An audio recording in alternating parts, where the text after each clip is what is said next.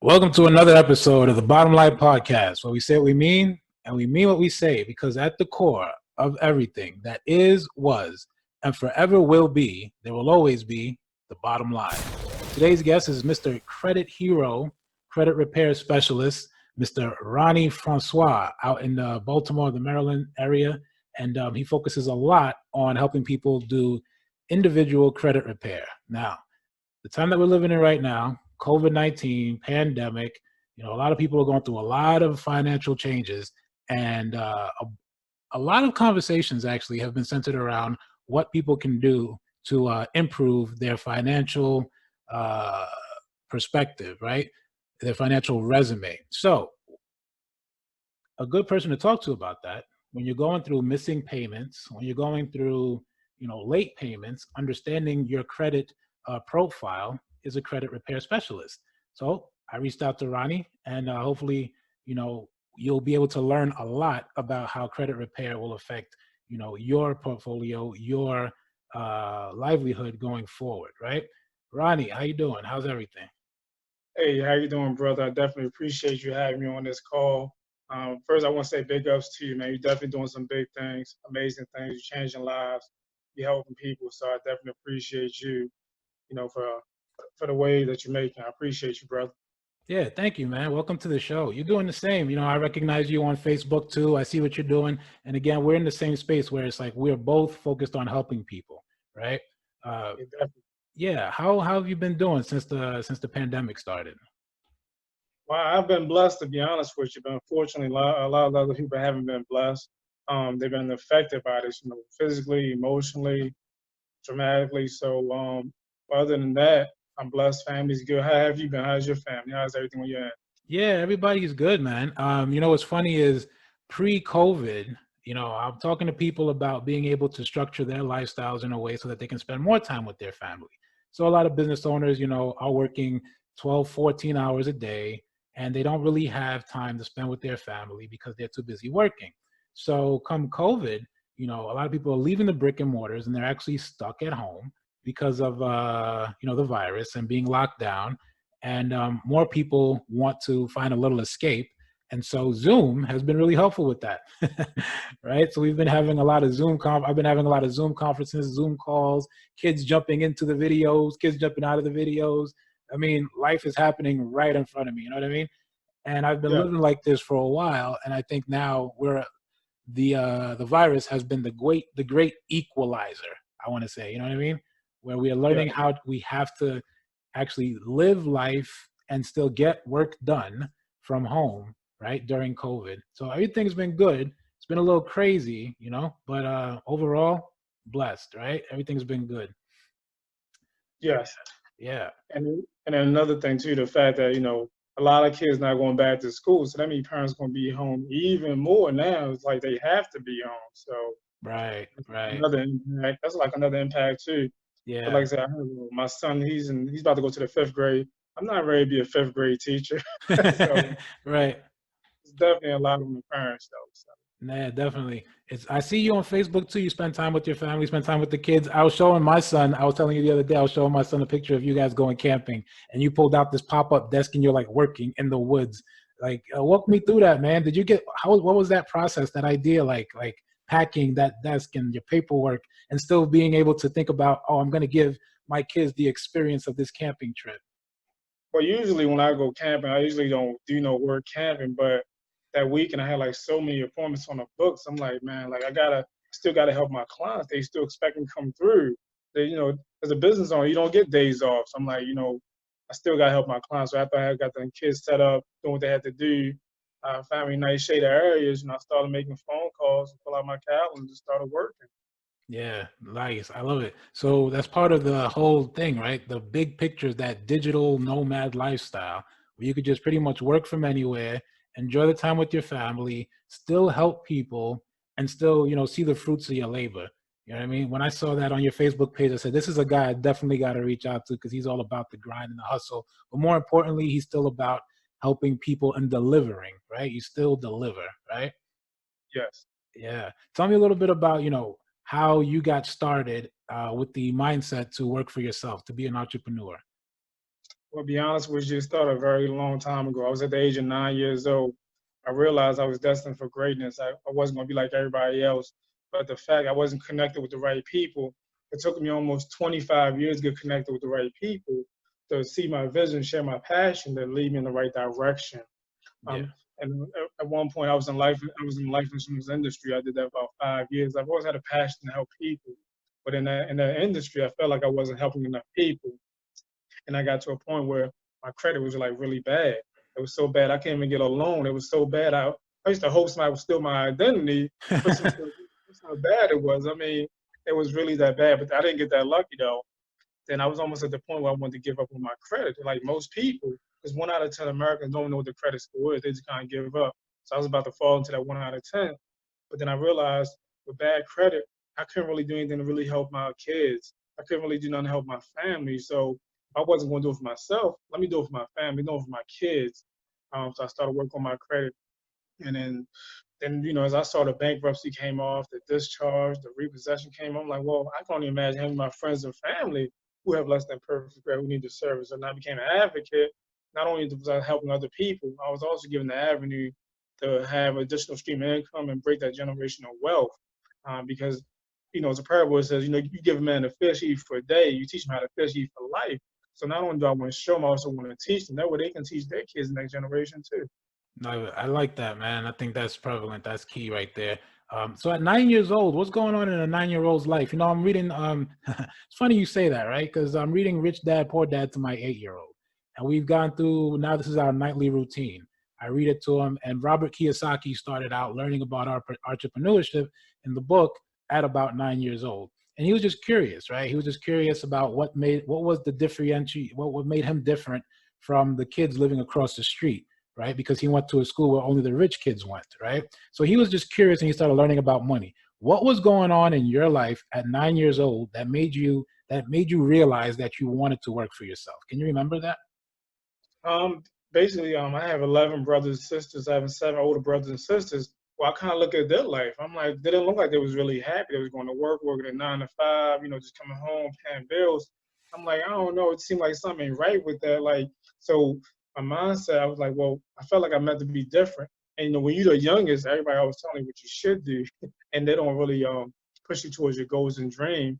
So it's like the more they kept pulling me away from it, the more I kept going towards it. I'm like, look, this ain't for me. And it was like, even my older brothers, because I'm Haitian, so my older brothers, sometimes they would like joke. They'd be like, hey, look, you dress different than what we do, you talk different than we do. Like, I'm like, well, I can't help if I'm different. I just have a different path than you guys. I love you guys, but like, I have to do what I have to do for myself. And I remember when I first started because I have 2 businesses. My first business was mobile detailing business. My older sibling said, like, you're never gonna make money washing cars. You know what I How old were mean? you? How old were you when you started that business? I thought that business I was in about 30, about 36. Okay. So that was my first business. And then it's funny though, because like about 2 years ago, he was like, hey, look, man, I like for you to come and wash my car for me, man. I want you to polish it for me. He's telling me all the stuff that he want me to do. So when I was thinking to myself, I'm like, but when I started this business a while back, you told me like yeah, it wouldn't work. You know what I mean? So to this day, I haven't been to his house or his truck yet. You know what I mean? Because first Right. we have to negotiate the price because he's not gonna get no discount. Right. Yeah, I just always had a passion for that, for helping Yeah. people. And then but also, because most people think, we start a business, they want to make $1 billion overnight. That wasn't my purpose. My first purpose was helping people. Because I mean, if I help enough people get what they want, I get what I want. Yeah. So that's the first part of the business. That makes sense. So you're Haitian American, right? Or American Haitian, however you want to put it, right?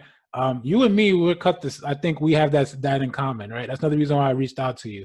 Um, there's a small network of Haitian Americans or American Haitians, however you want to put it, that you know they see how hard their parents worked. They understand their parents' work ethic. They understand what's going on, back in Haiti. They understand that they're privileged to be here in the States. So their perception with the immigrant edge, whether it's, being nurse, being an engineer, being a doctor, being a taxi driver, whatever it is, there's a very strong work ethic there, right?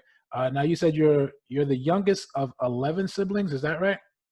No, I have 11. I'm the youngest out of 8. So Oh, I mean, okay. I have eight older ones. Okay. So you're the youngest. So what did you see? And you mentioned that you said that there were people doing, your siblings were doing things. They didn't seem happy. They were working.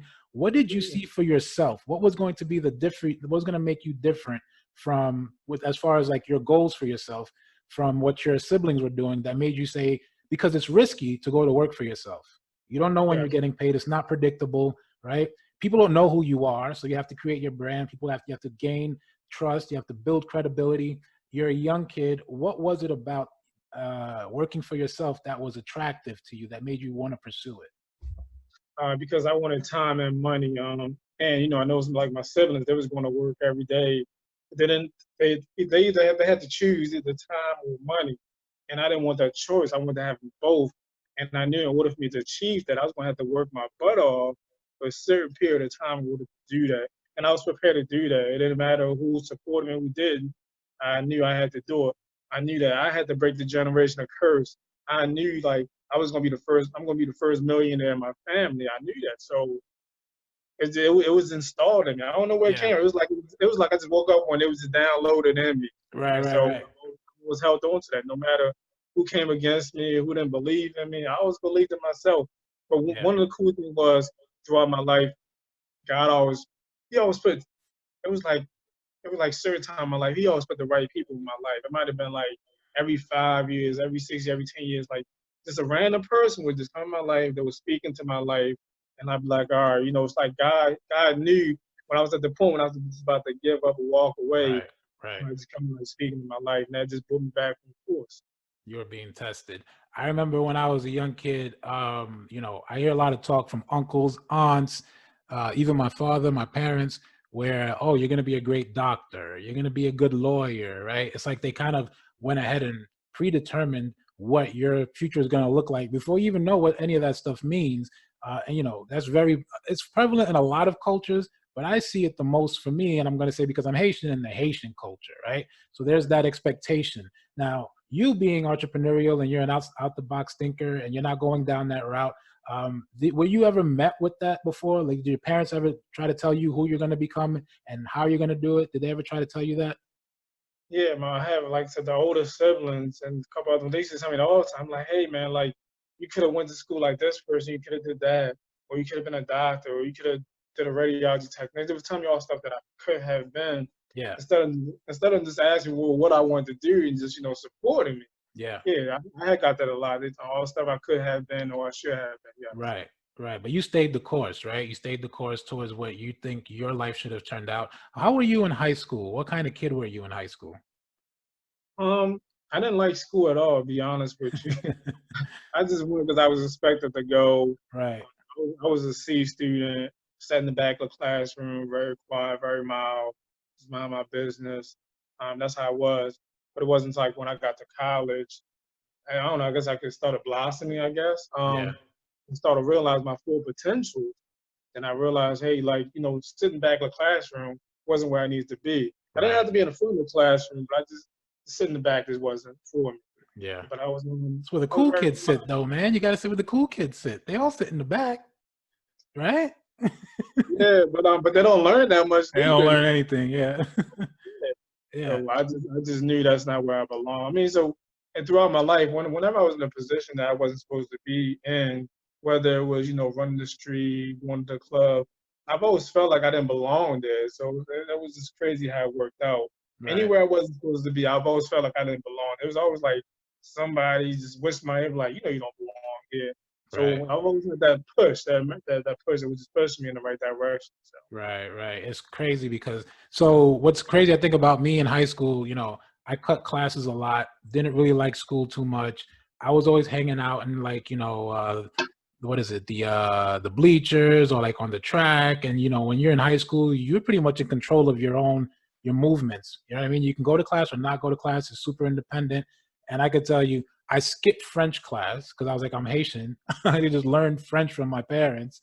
So I skipped that one. But what happens is when you skip one, you wind up skipping more than one, right? yeah, And you find different reasons to skip. And what's funny is I learned more about my entrepreneurial goals by skipping classes. I'm not promoting it, but that's how I learned more that I wasn't cut out for class. I wanted to go when I got bored from cutting classes, I started to go fill out job applications at the mall. And then I started filling out job applications at McDonald's. You know what I mean? And my very first job was over at UPS. I lied about my age. I said I was 18, but I was still 17. But I just wanted to work because I couldn't make money. And I was just bored cutting classes. So it's like, yeah, it's the wrong thing to do, but what can I do in that time? And that's when I realized what money felt like. I touched money, my first check, and I wanted more of it. You know what I mean? So it sounds like you and I had that in common where you didn't really like school. You went because you had to go. And then you started realizing that there was something else and it wasn't in the back of the class for you. It wasn't in the streets for you, right?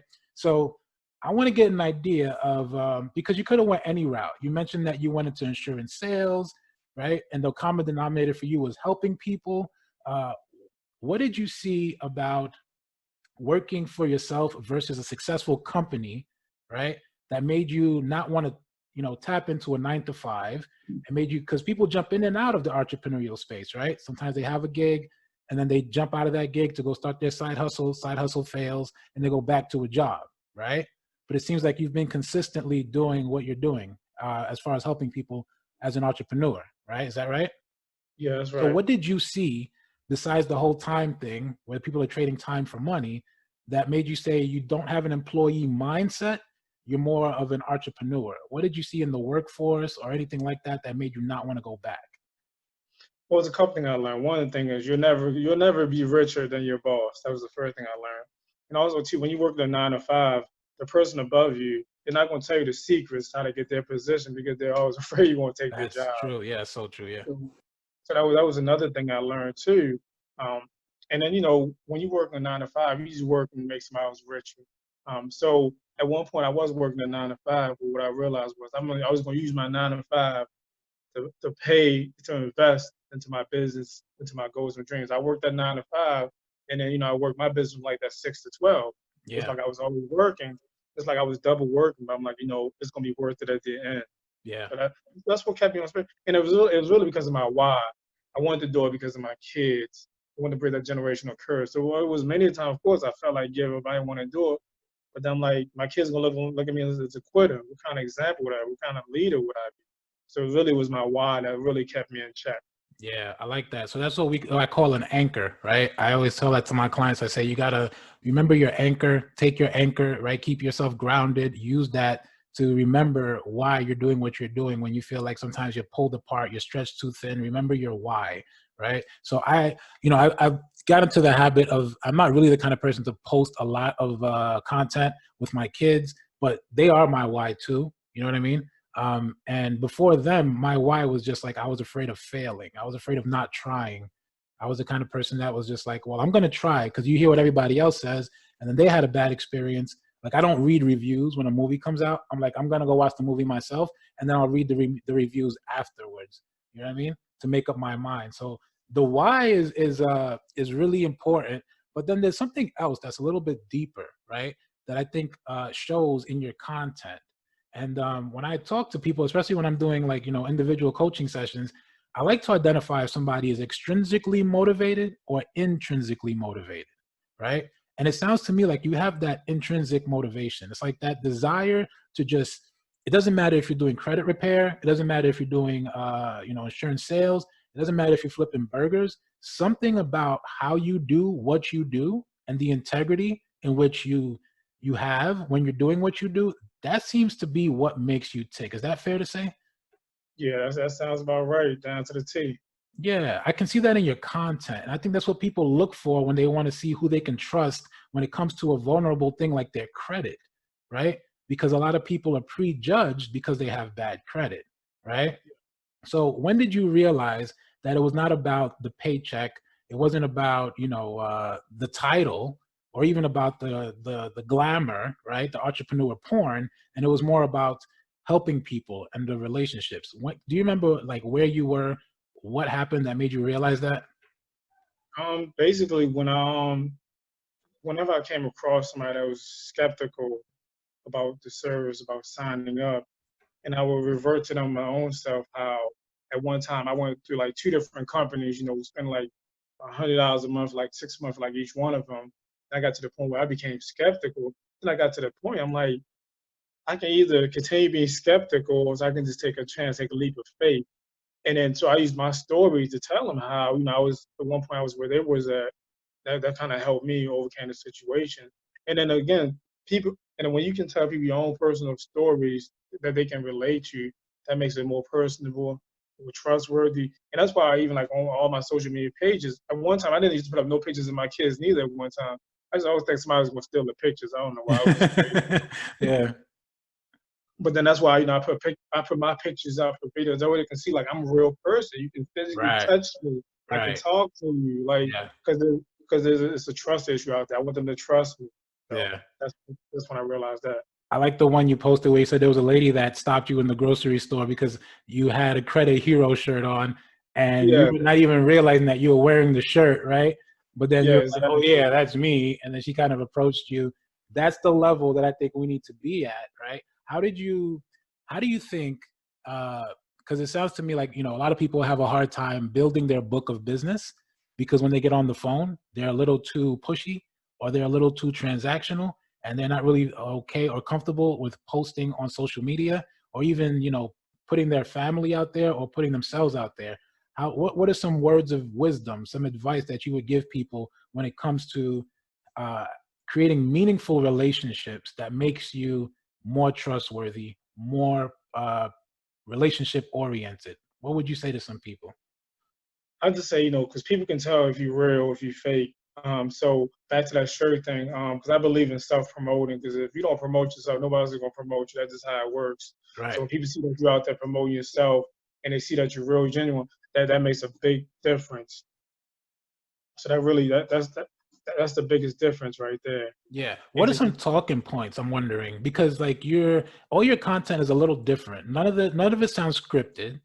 It sounds like you have an extensive amount of product knowledge when it comes to credit repair, but you're not pushing that. It doesn't seem like you're pushing it. Like you're not talking about, oh, let me help you get from a 550 to a 750. Let me tell you how. Call this number 433. You're not doing any of that. You know what I mean? You're very. So what are some? And for you, it's probably like, oh, this is just the way I am. But I see it. So what are some things that you could say to people, talking points wise, so that they can be at that same relational level? because I'm glad you point that out. Because I figure like anybody that know me and follow me know that I do credit repair. They know I do credit restoration. So I don't need to put like 30 posts saying, let me help you. So if I give like just a piece of my life, what I'm doing outside of that, like I said, when I'm with my kids, I might be walking the dog. They be like, okay, he's a real person because anybody can take a post and somebody else put it up. But you want to get to know the real person, the real me, the real Rony Francois. So Yeah, that's why I put up different content because I believe in empowering, encouraging, and educating people. And love it. so when any post that I put up is going to have one of those three contents, and every now and then it might be something that's going to make you laugh. As a matter of fact, today I put up a post um, where a little girl was dancing. I was like, Happy Friday, because sometimes human beings we forget to laugh. So every Right, now and then I put something that's going to be laughter, and right. usually be educational, empowering, and encouraging, because we need a lot of that right now. Yeah, It's so many people are hurting, suffering. So when yeah, people go to my pages, whether it's Instagram or Facebook, I want them to say, look, I'm having a bad day. I need something that's going to lift my spirit. And I guarantee you they're going to find something to lift their spirit. yeah. And then, of course, if they go there in a couple posts, they're going to see something related to credit. So Credit I repair. guarantee you they're going to find what they're looking for on my page. Nice. Okay, yeah, definitely. So right now, like you just said, things are tough. COVID, right? Everything going on, right? Who are you helping? Who are you hearing from the most? Who are the kind of people that you can help immediately? Basically, I'm hearing from everybody, to be honest with you. But the people that I can really help the most is anyone who have less than perfect credit. If your credit score starts with a 3, 4, 5, 6, or 7, I can help you. Basically, somebody that's trying to get a home, somebody's trying to get a car. Basically, somebody just tired of living with poor credit. If you got collection, charge off, late fee, default, student loan, discharge, bankruptcy, repossession, we can help you. Because Hmm. right now, 1 out of 5 Americans have a credit score in the 620. And I said earlier, 1 out of 10 don't know what the credit score, they just kind of gave up. The Hmm. credit affects so much of your life. It doesn't affect where you live, how you eat, where you going on vacation. Well, nobody going on vacation right now, Not right but now, yeah. everything it affects all of that. So that's why it's really, really important. That's why every post, I'm either going to educate you, encourage you, or empower you. And you don't have to get credit restoration from me. It's 20 other million companies out there, so you can get it from somebody else. Yeah. But services that we offer, can't nobody offer what we offer. So there's a somebody's in the process of buying a house or getting a pre-approval or something like that, and they're not really sure. You got Credit Karma out there. You got you got the sites TransUnion, Equifax, right? You got Experian. You've got myfico.com. You've got a ton of places that people can go and they can look up their credit scores, right? So they look up their credit scores and they want to, okay, they got a little hit. Something happened. They missed a payment, right? The credit took a hit. What are some steps that people can take, and what's the timeline like, right? Like if they hired you and they said, you know what, Rony, I need your help. There's going to be something that you have to empower them to take control to do something, right? To increase their score over a period of time. What are some basic action steps that people can take to increase their score once they've seen that, they got their score took a hit? So the first thing they can do, because there's 5 components that make up your credit score. The 2 most important ones is making your on-time payment, your credit history, which is 35%. The second one is your credit utilization, keeping your credit limit under 30%. So that's 60% right there. Paying your bills on time, keeping balance under 30% is very, very important. And then also too, not applying for anything else, because every time you get a hard hit, your credit is going to take a hit. And also too, with us, we're going to attack anything negative on your credit report. So as we attack those negative items, we're also going to add positive credit, positive trade lines, because it's like driving a stick shift. There's negative items coming off, you want to put positive trade lines on it. And then we also educate you on credit too. So with us, so when somebody does a consultation with them, it's usually between like 15 to 27 minutes. Even if they don't sign up for the service, I guarantee you by the time they get off the phone, they're going to learn a new fact about credit that they did not even know, because just education, because there's so much information out there that they do not know, that they're not going to learn from Credit Karma. The competitors are not going to teach them. But with us, we want to give you the tools that once you get your credit right, you can maintain that positive credit. Yeah. Okay. That sounds good. I like that. And I think it's doable, right? Now, the other thing that I'm thinking about is people who want to do, they want to do their credit repair on their own, and they want to go through all the trouble of calling the creditors and settling and all of that. How do you, as the credit hero, expedite that process? Like, what's the benefit of hiring you versus somebody doing it themselves? If your engine, you could change your engine too. If your transmission go up, you could actually change the transmission. But sometimes when you try to do stuff on your own, you can make the situation actually worse. So, yeah, because I actually went through that process myself too at one time, where my credit was bad. I was trying to do it on my own. But after, realizing that all the hard work I had put into it was almost like a part-time job. So I do encourage you to get a professional, but you can do it on your own, but it's not going to be as effective, because you don't have the knowledge, you don't have the tools that the credit lawyers, the credit attorneys do to put all the effort into it. Because I'll tell you one secret about credit restoration: most of the people that get the negative items off the credit report, it's actually their stuff. But because the credit attorneys know the loopholes to bypass those, that's how we're able to get those negative items off the credit report. Got it. And what's the timeline like? How long does it take to get all of this, like to get somebody from, a certain increase in their score? So typically, most clients will see results in 30 to 60 days, depending on credit situation. And most clients are with us 3 to 6 months, depending on the credit need and what they're looking for. Satisfaction guarantee and money back guarantee. There's no contract. So once your credit score where you want to be, you can say, hey, look, Ronnie, you made a couple jokes. Some was funny, some wasn't funny. And then you call customer service, you cancel it just like that. Got it. Okay. And what is it like? How much does it cost to get started if somebody needs credit repair? Is it monthly payments, or like how does it work? It's monthly payments is less than $90 a day. And if you break it down, it's actually $2.75 a day if you want to break it down, which is $89 a month. Again, satisfaction guarantee, no contract, cancel anytime. Okay. All right. All of that sounds good. Where do people find you, Rony, to get rolling? They can either go RonyFrancois.com, or they can just call me on my cell phone, 443-248-1439, 443-248-1439. Or they can find me on Instagram, Mr. Rony _credit hero, Mr. Rony _credit hero. Yeah. Okay. And then there's also another side of it, right? Where you're also hiring right now. Is that right? Yeah, because right now over 20 million people are unemployed. Over close to 30 million are receiving unemployment benefit. Matter of fact, extra $600 everybody was getting is supposed to end at midnight tonight on the 31st. So a lot of people not gonna get the extra 600 no more. They're gonna get the realistic, unemployment check. So Right. yeah, so of course, we're always expanding all 50 states. People that want to make additional stream of income, whether you want to do a part-time, full-time, it's really up to you. You can do everything from your cell phone or your tablet or your laptop. You're gonna be home with the kids anyway. You might as well make an additional stream of income. Or in the woods while you're camping. Yeah, while you camping too. That's the thing. You can do it anywhere as long as you have Wi-Fi and some electricity. You can make Right. that business You happen. can make it happen. Yeah, I love it, man. So this is the Bottom Line Podcast. You know, I want to ask you, what is that for you? What is your bottom line? What is your reoccurring truth? You've been through a few different, industries, I want to say. You've been through a few different industries. So there's got to be a common denominator for you, a reoccurring truth that keeps you focused and serves as rocket fuel to push you forward. What is that for you? What's your bottom line? Basically just helping people, man. I love to see people win. I love to see people succeed, man. It makes me feel good because if I, like, for example, like you succeed on some big things, I'm like, man, if he can do it, I can do it too, man. You know what I mean? So I definitely love seeing it. Like every day I reach out to different business owners in DM or inbox. I'll say, look, congratulations. I'll say, hey, look, my name is Rony Francois. I just want to reach out, say congratulations, doing big things. They probably like, who is this guy? Because I Yeah. just love to see people win. So that's what keeps me motivated, keep pushing. Love to see people win, and it's a big satisfaction when you help somebody work on their credit and they get that house, they get that car, they able to do more for their family. I'm like, wow, I really helped them. I mean, I feel blessed to be in a position to change people's lives. Yeah, love it. So you continue to help people. So RonyFrancois.com, right? Instagram, you can find you on Instagram, Facebook. Are you on LinkedIn? Yeah, I'm on LinkedIn.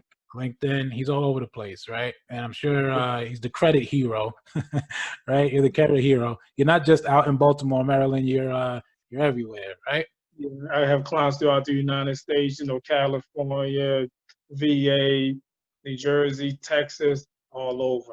Yeah, love it, love it. What are some final parting words? Oh, you know what? Before we wrap up, we're gonna play a quick game. It's called the lightning round, hands down lightning round, right? I give you three Okay. topics, okay? I'll give you three topics. You tell me what is your bottom line about these topics, all right? If you don't like it, just say pass, and I'll move on to the next one. You ready? All right. All right, Haitian food. Haitian food. You know, I got to take it to the Haitian food. All right. All right.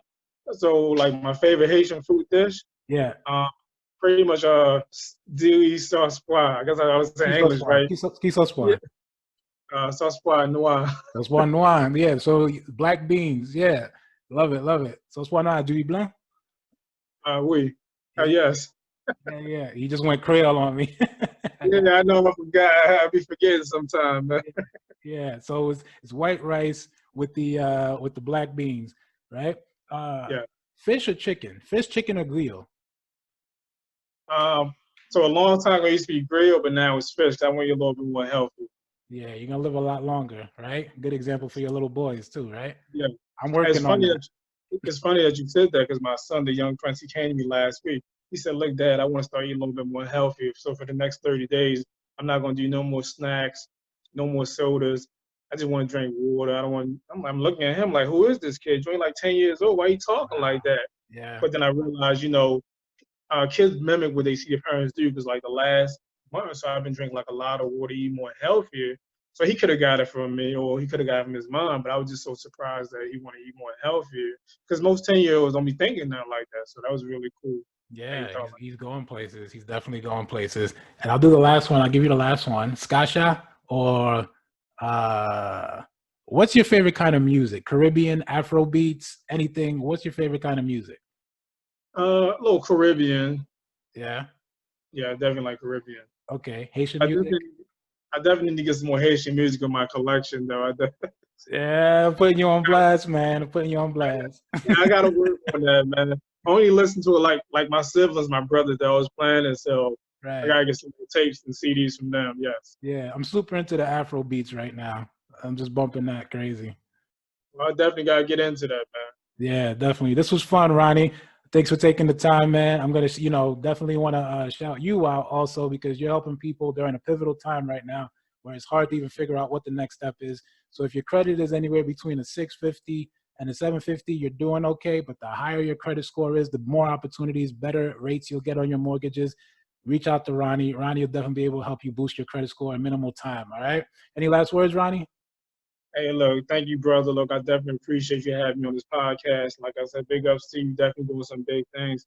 If there's anything that I can do to help support your business, the growth, the expansion, feel free to reach out to me. And I also want to give out a shout out to my daughter too, man. I still call her my little princess. She's going to high school, so I'm super happy. Congratulations. Yeah. Thank you. I definitely appreciate it. Again, big ups to you, man. You're doing some big things. I love to see everybody win, but this might sound a little biased, but I'd love to see Haitian win too. You know what I mean? Because most Haitians, they try to keep it close knit. They're not really out there like that. Right. But we need to, man. There's a lot of us out here. We need to help each other, man. So I definitely appreciate that, man. Definitely. So look forward to work with you. Anything I can do to help support you, feel free to reach out to me, brother. Definitely. Anytime. Definitely. Thanks for taking the time, Rony. We'll definitely stay in touch, right? This was the Bottom Line Podcast. It was a lot of fun. Rony Francois, the credit hero. And you can find him on Facebook, Instagram, any multi social media platforms, right? Going to help you boost your credit score. All right. This is the Bottom Line Podcast, where we say what we mean and we mean what we say, because at the core of everything that is, was, and forever will be, there will always be the bottom line. All right. Thank you.